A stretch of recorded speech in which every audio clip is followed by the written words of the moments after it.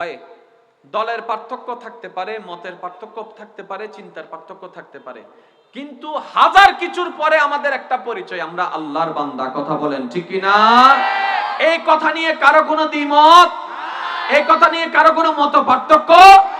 এবার আপনারাই আওয়াজ দেন, যারা আল্লাহর বান্দা আছেন আপনারাই আওয়াজ দিবেন। যে যে দল করেন সমস্যা নাই, আপনার আল্লাহর ডিজাইনে কোনো ভুল, আপনার আল্লাহর মনোনয়নে কোনো ভুল, আপনার আল্লাহর পছন্দের মধ্যে কোনো ভুল, আপনার আল্লাহর দেওয়ার মধ্যে কোনো ভুল, আপনার আল্লাহর কোনো ডিজাইনের মধ্যে ভুল, আপনার আল্লাহর সাজানোর মধ্যে কোনো ভুল। সেজন্য কোরআনুল কারীমকে বলা হয় নির্ভেজাল কিতাব।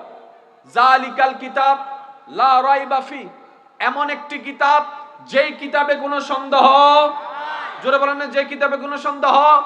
হাজার বার আয়াতটা শুনেছি কিন্তু কখনো বুঝার চেষ্টা করি নাই আল্লাহ এখানে কি বলতে চেয়েছেন। একটু খেয়াল করবেন যুব সমাজ, আমি যতক্ষণ আছি পাগলামি চলবে, এরপরে ওয়াইজ চলবে। কথা বলে না কেন? আমি যতক্ষণ আছি পাগলামি করেন, এরপর ইনশাআল্লাহ ওয়াইজ চলবে। এবার আমি বলি, যতগুলা পৃথিবীর বুকে রাইটারে কিতাব লিখেছে, কিতাবের শেষে গিয়ে একটা লাইন লিখেছে, এই বইয়ে যদি কোনো প্রকার ভুল ভ্রান্তি থাকে ক্ষমা সুন্দর দৃষ্টিতে দেখবেন।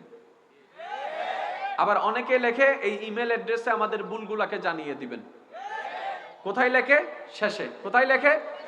পৃথিবীর বুকে স্বতন্ত্র একটি কিতাব যেটা আপনার আমার ভাগ্যে নসিবে জুটেছে, সেটা হচ্ছে আল কোরআন, যেটার শেষে নয় শুরুতেই আলিফ লাম মিমের পরপরেই রব্বে করিম বলে, এমন একটি কিতাব তুমি হাতে নিয়েছো যেই কিতাব হচ্ছে পৃথিবীর শ্রেষ্ঠ একটি কিতাব।